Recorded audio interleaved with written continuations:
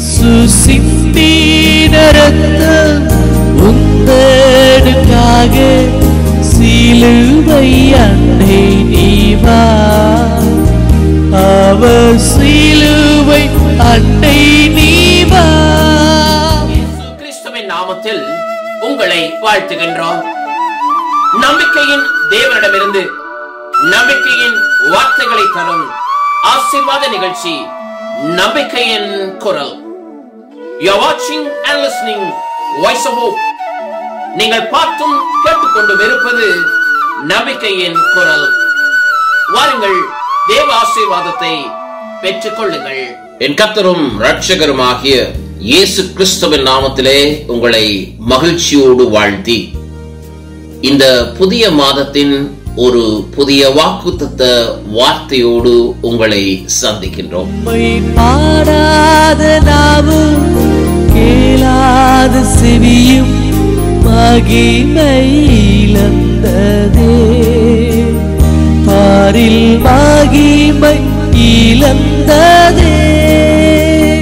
உந்தன் சித்தம் செய்ய நித்தோ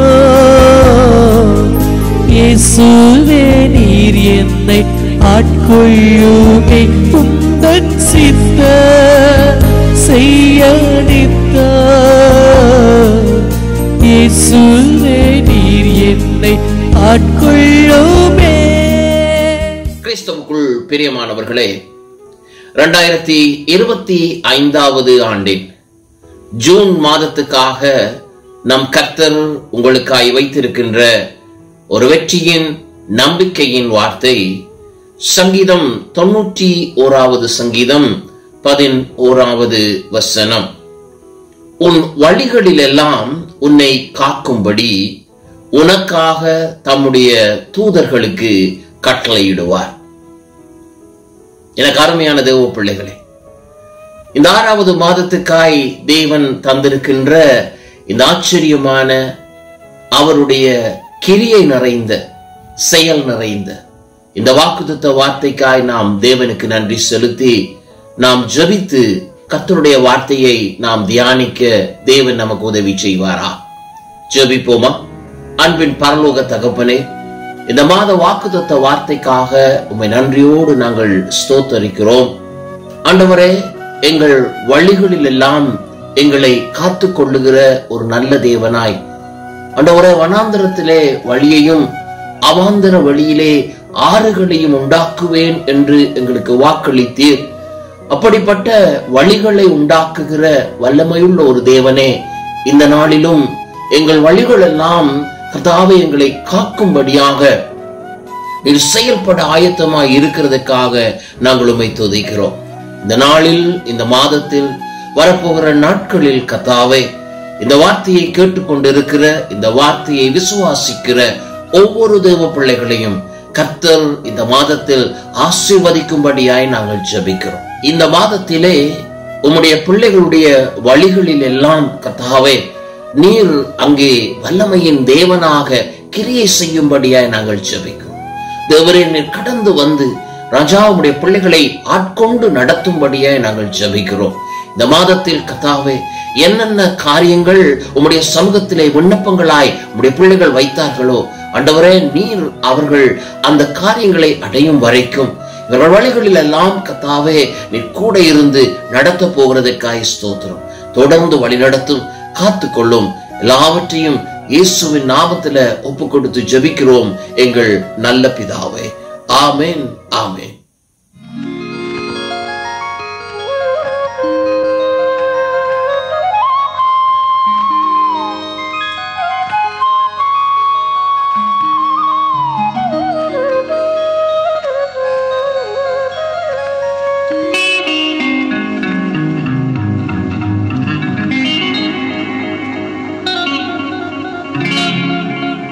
கிறிஸ்துவுக்குள் அன்பானவர்களே, 91 சங்கீதம் 11 வசனத்தின்படி உன் வழிகளில் எல்லாம் உன்னை காக்கும்படி உனக்காக தம்முடைய தூதர்களுக்கு கட்டளையிடுவார் என்ற ஒரு வார்த்தை எத்தனை நம்பிக்கையும் நம்முடைய வாழ்விலே தேவ பிள்ளைகளை நம் இருதயத்திலே ஒரு ஆறுதலையும் உண்டாக்குகிற ஒரு வார்த்தையாய் இந்த வார்த்தை நமக்கு இருக்கிறது. நம்மை நடத்துகிற ஒரு தேவன். இங்கே வேதம் சொல்லுகிறது, முதலாவது உன்னுடைய வழிகள், உங்களுடைய பாதைகள். தேவ பிள்ளைகளே, உங்களுடைய பாதைகள், அதாவது உங்கள் வாழ்வின் பாதைகள் எல்லாவற்றையும் தேவன் அறிந்திருக்கிறார். நீங்கள் செல்லுகிற வழிகளை கர்த்தர் அறிந்திருக்கிறார். உங்களுடைய வழிகளிலே ஏற்பட்டிருக்கிற தடைகளாய் இருக்கட்டும், வழிகளிலே ஏற்பட்டிருக்கிற தயக்கமாய் இருக்கட்டும், தேவ பிள்ளைகளே, சகலவற்றையும் அறிந்த ஒரு தேவனாய் நம் தேவன் இருக்கிறார்.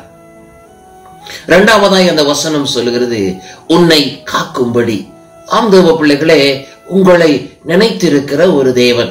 உங்களை நடத்துவேன் என்று சொன்ன ஆண்டவர், உங்களை ஆசீர்வதிப்பேன் என்று சொன்ன ஆண்டவர், யாக்கோபுக்கு நான் உனக்கு வாக்களித்த அந்த தேசத்துக்கு உன்னை கொண்டு போய் சேர்க்கும் வரைக்கும் அங்கே நான் உன்னோடு கூட இருப்பேன் என்று சொன்னதை போல தேவ பிள்ளைகளே, இன்றைக்கு உங்களுடைய வழிகளிலும் உங்களை காக்கும்படியாக, ஆகவே உங்களை நடத்துகின்ற ஒரு தேவனாக, உங்களை கண்ணோக்கி இருக்கிற ஒரு தேவனாக அங்கே நம் தேவன் காணப்படுகிறதை பார்க்கிறோம்.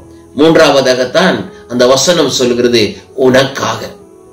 ஆம் தேவ பிள்ளைகளே, உங்களுக்காக கிரியை செய்ய ஆயத்தமாய் இருக்கிற ஒரு தேவன், உங்களை நடத்தும்படி ஆயத்தமாய் இருக்கிற தேவன், உங்களுக்காகவே காரியங்களை ஆயத்தப்படுத்தி உங்களுக்காக வழிகளை அவர் உண்டு பண்ணி உங்களுக்காக அவர் செயல்படும்படி தேவன் ஆயத்தமாய் இருக்கிறார்.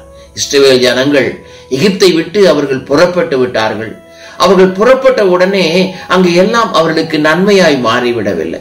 எல்லாம் அவர்களுக்கு ஆசீர்வாதமானதாய், அவர்களுக்கு சார்பானதாய், உகந்ததாய் எதுவுமே இருக்கவில்லை. முதலாக அங்கே எகிப்திய ராணுவம் அவர்களை துரத்துகிறதை பார்க்கிறோம். இப்பொழுது பயத்தில் ஜனங்கள் ஓடுகிற வேளையிலே, அவர்களுக்கு முன்பதாக அந்த செங்கடல் குறுக்கிட்ட வேளையிலே வேதம் சொல்கிறது, தேவன் உங்களுக்காக, எனக்காக, தம்முடைய பிள்ளைகளுக்காக தேவன் செயல்படுகிற தேவனாயிருக்கிறார். ஆகவேதான் ஒரு பொழுதும் நடைபெறாத, எப்பொழுதும் நடந்திராத ஒரு காரியத்தை மோசையை கொண்டு கர்த்தர் நடப்பிக்கிறதை பார். உன் கோலை நீட்டு என்று சொல்லுகிறார். உன் கோலை நீட்டுகிற பொழுது சமுத்திரம் உனக்கு வழிவிட்டு கொடுக்கும், அதன் வழியாக ஜனங்கள் நீங்கள் கடந்து செல்ல முடியும் என்று சொல்லி கர்த்தர் அவர்களை நடத்துகிறதை பார்க்கிறோம். வேதம் சொல்கிறது, சமுத்திரம் இரண்டாய் பிளந்ததாம். அவர்கள் வெட்டாம் தரையிலே, வெறும் தரையிலே நடக்கிறதை போல அவர்கள் நடந்தார்கள் என்று வேதம் சொல்லுகிறது. ஆம் தேவ பிள்ளைகளே, உங்களுக்காக தேவன் செயல்பட ஆயத்தமாய் இருக்கிறார். ஆகவேதான் அந்த வசனத்தின் மூன்றாவது பகுதி சொல்கிறது, உனக்காக தம்முடைய தூதர்கள் என்று அங்கே பார்க்கிறோம். தம்முடைய தூதர்கள், தேவனுடைய தூதர்கள், தேவனுக்கு கீழ்ப்படுகிறவர்கள், தேவனுடைய செயலை நடப்பிக்க ஆயத்தமாயிருக்கிறவர்கள், தேவன் சொல்லுகிற பொழுது அதை செய்து முடிக்கிறவர்களாய் இருக்கிற தம்முடையவர்களை கொண்டு கர்த்தர் அங்கே நடத்தும்படி தேவன் கட்டளை கொடுக்கிறார். இந்த நாளில நம்புங்கள், இந்த மாதத்துல நம்புங்கள், உங்களுக்காக தேவன் கட்டளை கொடுத்திருக்கிறார். உங்களுக்காக தேவன் செயல்படுவேன் என்று சொல்லிவிட்டு தேவ பிள்ளைகளை எங்கோ ஒரு இடத்துல அவர் இருந்து விடவில்லை. கட்டளை கொடுத்து அந்த கட்டளையை பெற்றவர்கள் உங்கள் வாழ்விலே வல்லமையான காரியத்தை நிறைவேற்றும் வரைக்கும் தேவன் கவனித்து நடத்துகிற ஒரு தேவனாயிருக்கிறார். ஆகவேதான் இந்த மாதத்துல தேவ பிள்ளைகளே, உன்னை காக்கும்படி உனக்காக தம்முடைய தூதர்களுக்கு கட்டளை இடுவார் என்று சொல்லி வேதம் அங்கே சொல்லுகிறது. அருமை சகோதரனே, சகோதரியே, ஆதியாகமத்தின் புத்தகம் 24வது அதிகாரம் 7வது வசனத்துல ஆபிரகாம் எலியேசரை பார்த்து ஒரு வார்த்தை சொல்லுகிறார். அவர் தன்னுடைய மகன் ஈசாக்குக்காக பெண்ணை தெரிந்து கொள்ளும்படி, மனைவியை தெரிந்து கொள்ளும்படி எலியேசரை அனுப்புகிற பொழுது அங்கே ஆபிரகாம் சொன்ன ஒரு வார்த்தையை பாருங்க, என் குமாரனுக்கு ஒரு பெண்ணை கொண்டு வரும்படி தம்முடைய தூதனை உனக்கு முன்பதாக அனுப்புவார் என்று அவன் அங்கே தேவனை நம்பினவனாக எலியேசரை அந்த வார்த்தையினால் நடத்தும்படி, வார்த்தையினால் ஆசீர்வதித்து அனுப்புகிறதை அங்கே பார்க்கிறோம். அதன் பின்பதாக அதே 24ஆம் அதிகாரம் 40வது வசனத்தை நீங்கள் வாசித்து பார்த்தால் அங்கே ரெபெக்காளை சந்தித்து விட்டான் எலியேசர். இப்பொழுது அந்த ரெபெக்காளின் வீட்டுக்கு அவன் சென்றதன் பின்பதாக அங்கே எலியேசர் சொல்லுகிற ஒரு வார்த்தையை பாருங்கள். அவர் அவர், நான் வழிபடும் கர்த்தர் உன்னோடே தம்முடைய தூதனை அனுப்பி உன் பிரயாணத்தை வாய்க்க பண்ணுவார் என்று சொல்லி என்னை அனுப்பி இருக்கிறார் என்று அங்கே சொல்லுகிறதை அங்கே பார்க்கிறோம். இன்றைக்கு சகோதரனே சகோதரியே, நமக்காக ஒரு தூதனை அனுப்புகிற ஒரு ஆண்டவர், நமக்காக தூதனை அனுப்பி காரியங்களை வாய்க்க பண்ணும்படி, காரியங்கள் சரியாக நடைபெறும்படி தேவ பிள்ளைகளே அனுப்புகின்ற ஒரு தேவன், நமக்காக செயல்படும்படி கட்டளை கொடுத்து அனுப்பப்படுகிற தூதர்கள் என்று சொல்லி அங்கே ஆபிரகாமின் சம்பவத்திலே நாங்கள் பார்க்கிறோம். அதை போல தேவ பிள்ளைகளே, யாத்திராகமம் 23வது அதிகாரம் 20வது வசனத்திலே, வழியில் உன்னை காக்கிறதற்கும் நான் ஆயத்தம் பண்ணின ஸ்தானத்துக்கு உன்னை கொண்டு போய் சேர்க்கிறதற்கும் இதோ நான் ஒரு தூதனை உனக்கு முன்னே அனுப்புவேன் என்று அங்கே கர்த்தர் வாக்களிக்கிறார். அருமை சகோதரனே சகோதரியே, இங்கே வசனம் சொல்கிறது, காப்பதற்காக, நம்மை காத்துக் கொள்வதற்காக மட்டுமல்ல, நான் ஆயத்தம் பண்ணின ஸ்தானத்துக்கு நம்மை கொண்டு சேர்ப்பதற்குமாக கர்த்தர் ஒரு தூதனை அனுப்புகிற ஒரு கர்த்தராய் அவர் காணப்படுகிறார். இன்னைக்கு சகோதரனே சகோதரியே, இந்த மாதத்தின் ஆரம்ப நாளிலே உங்களுடைய வாழ்விலே தேவ பிள்ளைகளே, கர்த்தர் இப்படிப்பட்ட ஒரு செயலை நடப்பிக்க தேவன் ஆயத்தமாயிருக்கிறார். உங்களை காத்துக் கொள்வது மட்டுமல்ல தேவ பிள்ளைகளே, உங்களுடைய வாழ்விலே ஆசீர்வாதங்களை தருவது மட்டுமல்ல, தேவன் எதை நம்முடைய வாழ்க்கையிலே சித்தமாய் நினைத்திருக்கிறாரோ அந்த காரியத்தை நாங்கள் பெற்றுக்கொள்ளும் வரைக்கும் தேவ பிள்ளைகளே, எங்களை நடத்தி, எங்களை காத்து, எங்களை பக்குவப்படுத்தி, எங்களை பலப்படுத்தி அழைத்து சென்று அந்த ஸ்தானத்தில் நாம் சேரும் வரைக்காக தேவன் அங்கே தூதனை அனுப்புகிற ஒரு தேவனாய் அவர் காணப்படுகிறார். ஆம் கிறிஸ்துவுக்குள் அன்பானவர்களே, இன்றைக்கு நம்முடைய வாழ்க்கையிலே தேவன் தம்முடைய வல்லமையின் கிரியையை தேவன் நடப்பிக்க ஆயத்தமாய் இருக்கிற பொழுது, கலக்கத்தோடு பயத்தோடு நம்முடைய வாழ்வில் நடைபெற்று முடிந்த அல்லது நம்முடைய வாழ்விலே நீங்கள் சந்தித்துக் கொண்டிருக்கிற காரியங்களை நீங்கள் வைத்துக் கொண்டு தேவ பிள்ளைகளே, உங்களுடைய வாழ்வின் முடிவு எப்படியா இருக்கும் என்று நீங்கள் கலங்கி தவிப்பீர்களாக இருந்தால், இந்த மாதத்துல நம்புங்கள் தேவ பிள்ளைகளே, நம் வழிகள் எல்லாவற்றையும் அறிந்திருக்கிற ஒரு தேவனை, கர்த்தரை நாம் தெய்வமாய் கொண்டிருக்கிறோம்.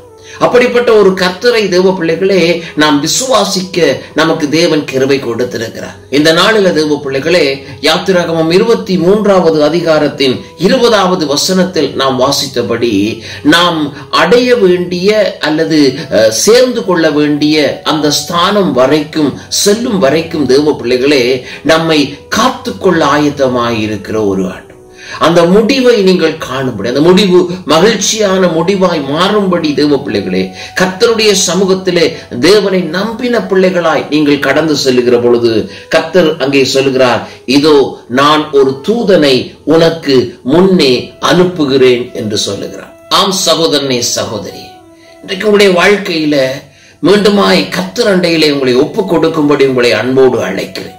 இந்த மாதத்தின் முதல் நாட்களிலே தேவ பிள்ளைகளே, தேவனை இன்னமாய் நம்பி விசுவாசிக்கும்படியாய் உங்கள் இருதயத்தை பலப்படுத்தும்படி நான் விரும்புகிறேன். காரணம், உங்களுடைய முடிவை கர்த்தர் ஆச்சரியமாய் மாற்றுவார். உங்களுடைய வல்லமையான அவருடைய கிரியை நீங்கள் காணும்படி தேவன் உங்களுடைய வாழ்க்கையிலே கிரியை செய்வார். அவர் உங்களுக்காய் அனுப்புகிற அல்லது ஆயத்தப்படுத்தி இருக்கிற காரியங்கள், உங்களுக்காய் அனுப்ப அவர் செயல்படும்படி ஆயத்தப்படுத்தின அந்த தூதர்கள் தேவ பிள்ளைகளே, அந்த தூதர்களுடைய பாதுகாப்பு, தூதருடைய வழிநடத்தல், தூதர்களுடைய தேவ பிள்ளைகளை இந்த சுமக்கின்ற அனுபவங்களை நீங்கள் பெற்றுக்கொள்ளும்படியாய் கர்த்தர் இந்த மாதத்தில் உங்களுக்கு கிரியை செய்வார் என்பதை விசுவாசிங்கள். தொடர்ந்து ஜெபிப்போம் தேவ பிள்ளைகளே, தொடர்ந்து ஜெபத்திலே தரித்திருங்கள், தேவ வசனத்தின் தியானத்திலே தரித்திருங்கள், கர்த்தருடைய பாதத்திலே காத்திருங்கள் தேவ பிள்ளைகளே. எவைகள் எல்லாம் உங்களுக்கு நிறைவேற்ற முடியாத, நிறைவேறாதவைகளாய் காணப்பட்டதோ, எவைகள் எல்லாம் உங்களுக்கு தேவ பிள்ளைகளே தூரமாய் அது காணப்பட்டதோ, பெற்றுக்கொள்ள முடியாதவைகளாய் நீங்கள் அருகில் சென்றாலும் முயற்சி செய்தாலும் அடைந்து விட முடியாதபடி இருக்கிற காரியங்களாய் இருந்ததோ, அவள் எல்லாவற்றையும் தேவன் அறிந்தவராய் அந்த வழியை தேவ பிள்ளைகளே என் தேவன் தம் தூதர்களை கொண்டு காக்கும்படி தேவன் வருவார். நீங்கள் காக்கப்படுவீர்கள். நீங்கள் தேவ பிள்ளைகளே தேவனுடைய அந்த பாதுகாப்பினுடைய வலைக்குள்ளே கர்த்தர் உங்களை வைத்து தேவன் உங்களை அழகாய் நடத்தும்படி தேவன் ஆயத்தமாய். ஆகவே இந்த மாதத்தின் ஒவ்வொரு நாட்களையும் கர்த்தாவே எங்களுக்காக நீர் அனுப்புகின்ற அந்த தூதனுக்காக, எங்களை காக்கும்படி அனுப்பின அந்த தூதர்களுக்காக, அவர்கள் கட்டளை பெற்றவர்களாய் இருக்கிற பாருங்க, வேதம் சொல்கிறது அவர் சொல்ல ஆகும், அவர் கட்டளையிட நிற்கும் என்று வேதம் சொல்லுது.